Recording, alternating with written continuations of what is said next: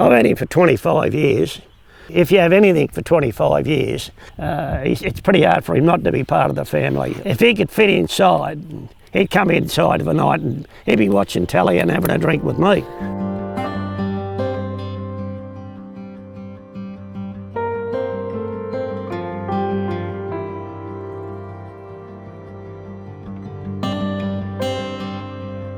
Hi, I'm Graham Salisbury.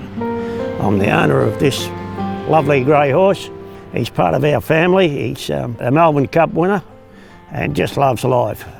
Lee Freeman, who trained the horse, I said to Lee at the race, because I do the clerk of the course in Melbourne, I said, Lee, that grey horse, I said, keep me in mind when you finish with him, will you? And he said, yeah. He said, let me win a race with him first, will you? I said, yeah, righto. He won the Melbourne Cup, and he won the Derby in Adelaide and the Adelaide Cup, and 4 or 5 Group 1s, and I thought, gee, I'm going to struggle to get this horse now.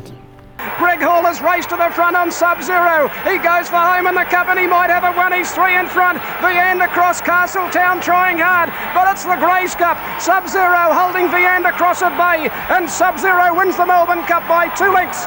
Second, Viander Cross a length and a half away. Third, Castletown, a gap then to Mr. Eurostar. Fourth. And he went up to Brisbane for his last race, and that was his swan song in Brisbane. And Lee rang me and he said, Graham, he said, are you still interested in Subzero? And I said, yeah. Send him straight down. I said, I get started on him. So that's what happened. He sent him straight down. I got started on him, and there he is today. That was 25 years ago.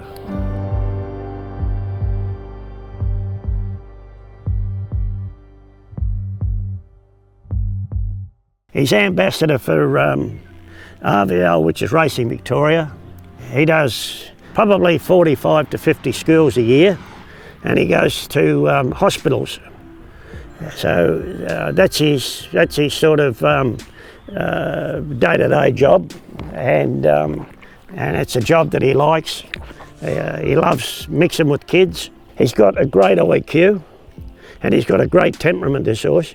I was nearly going to sort of put him in for the Prime Minister's job this week, but if he'd have had 2 legs, he'd have been the Prime Minister. In human years, he's 87. He's 30-year-old. He turned 30 naturally on the 1st of August.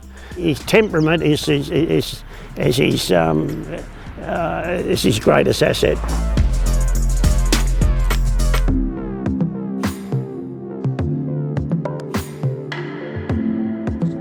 He went down to a place called Hospice down in Melbourne about 3 weeks ago, a month ago, and they're all terminally ill kids, this hospice, and the expression on the kids' faces when they see him walk in the place is just unbelievable.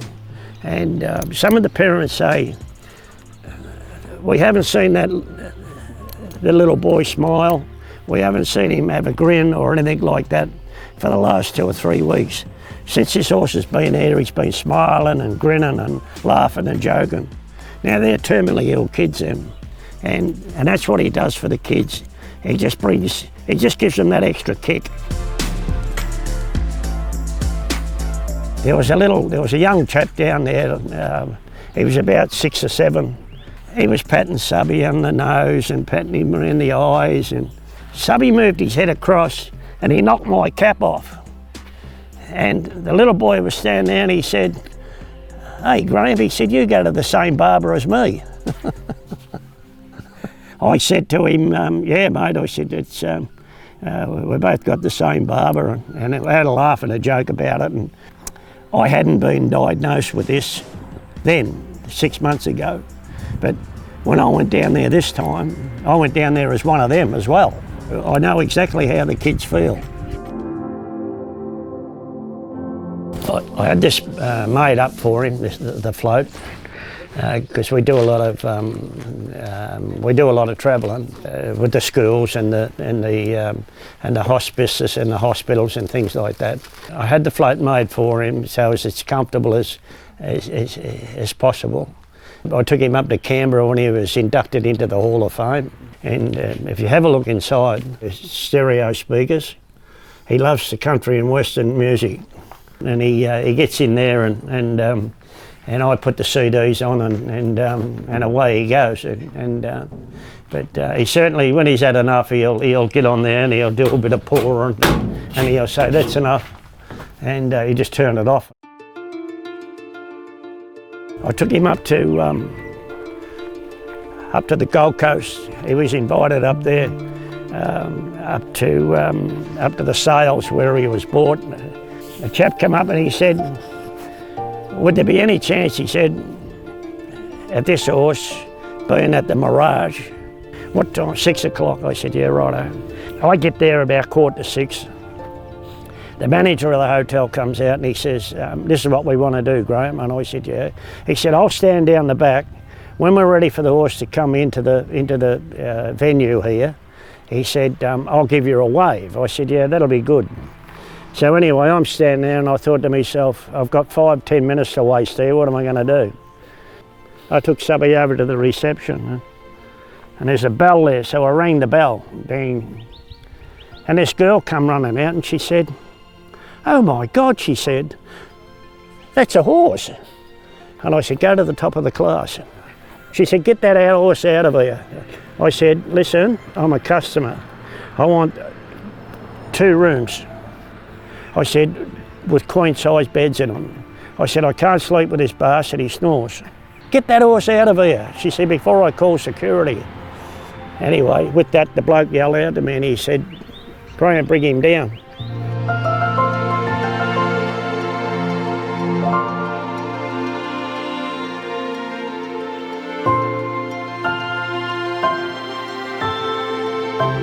Well, he has changed naturally because he's gone.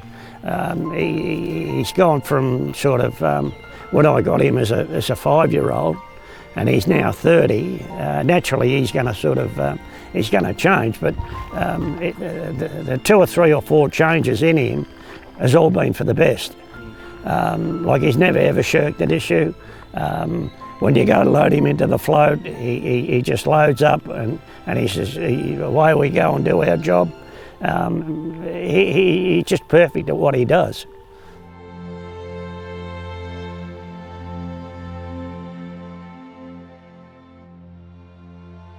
This is a CD. A mate of mine, Terry Dean, he's got a band, and I said to him, listen, I've got the words to it's like a poem of Subby winning the Melbourne Cup. I said, do you think you could make a song out of it? And he said, give us it, he said, and I'll have a go. So he took it and he had a go, and he made the CD of it, and it's all about Subby winning the Melbourne Cup. Turn it up. Graham's deaf. I won't care if he misses out in this his final race. For in the heart of this young bloke, he'll always have a place. For in the heart of this young bloke, he'll always be a hero. And I'll proudly tell my children of the mighty great Subzero.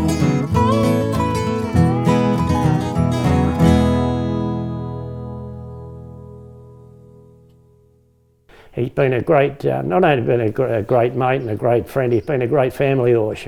You look at Subby's legacy, you know, would you think it will live on beyond him? Yeah.